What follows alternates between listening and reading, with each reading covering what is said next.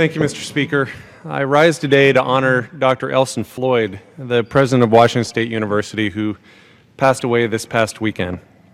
Let me start with a little bit of background. Every member of my family went to the University of Washington, so I was actually raised to root for the UW Huskies and to root against the Washington State University Cougars.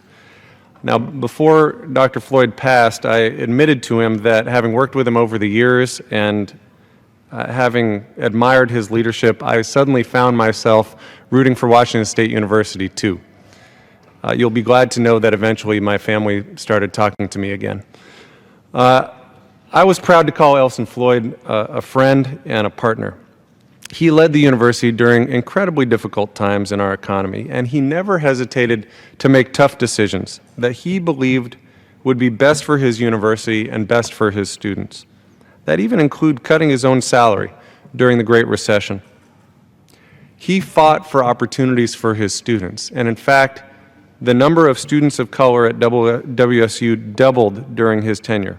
But I think it's worth pointing out, he wasn't just a leader for Washington State University. He was a leader and a visionary for all of higher education in Washington State.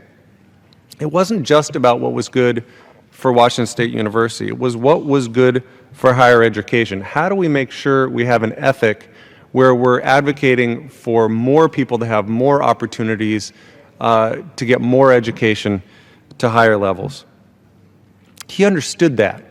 He understood that because he understood that education is the door of economic opportunity, because he had lived it himself. He did all he could to ensure that opportunity was felt, not just in Pullman, Washington, and not just at the University of Washington in Seattle, but all throughout our state. We saw it in my neck of the woods at Olympic College in Bremerton, where because of Dr. Floyd's leadership, WSU set up a 4-year program in engineering. And that sounds kind of wonky, but here's the reality of it. What he did changed lives. It meant that young people in Bremerton could see the opportunity to actually learn at home, study for 4 years, get a degree in engineering, and then go work in private industry or go work at our shipyard. There are now young people who have opportunities that they would have never had before if it hadn't been for Elson Floyd's leadership. What he did changed lives. He was such a good man. He was ethical, and he was wise, and he had that extraordinary combination of big heart and big brain and courage. His life has been celebrated in the days since he passed, and I just want to be one of the people to celebrate him.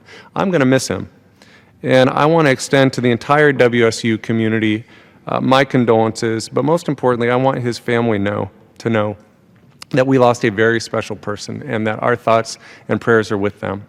Thank you, Mr. Speaker, and I yield back.